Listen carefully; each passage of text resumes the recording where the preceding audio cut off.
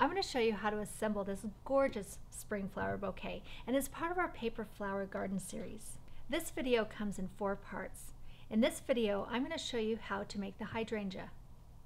For this bouquet, you'll need the kit, scissors, a hot glue low temperature glue gun and glue, wire cutters with the needle nose plier, 60 22 gauge wire, and 15 18 gauge wire.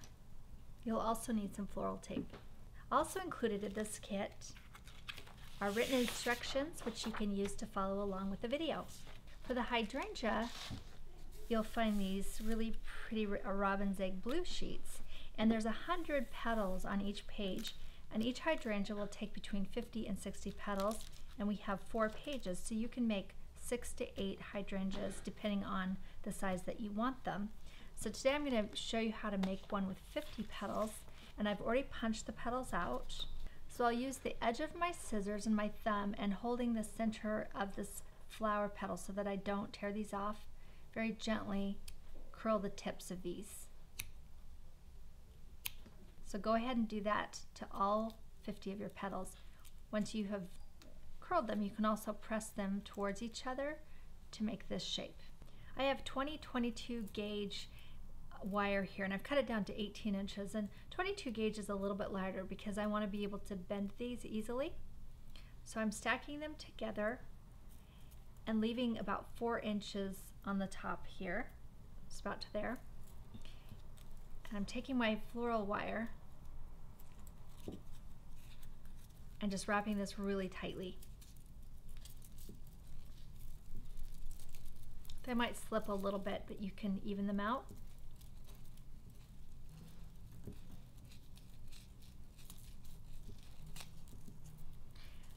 So floral tape you activate by stretching very gently, and also the warmth of your fingers will start to melt the wax a bit, and that will help it stick to itself.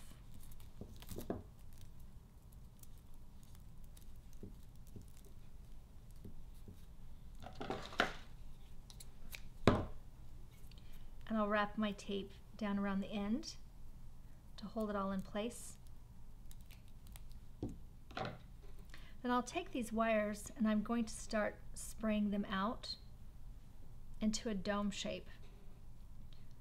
So starting, at a 45-degree angle and then bringing them up closer and closer to the center,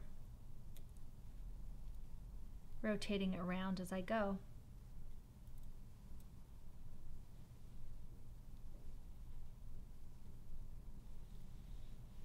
Then I'm going to take my needle nose pliers, and the end of every single one of these wires I'm going to make a loop.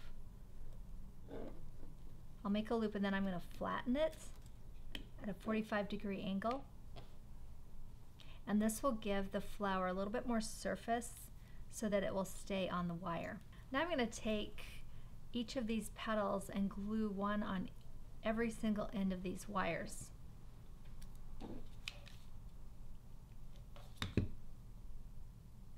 Kind of nuzzle that in there.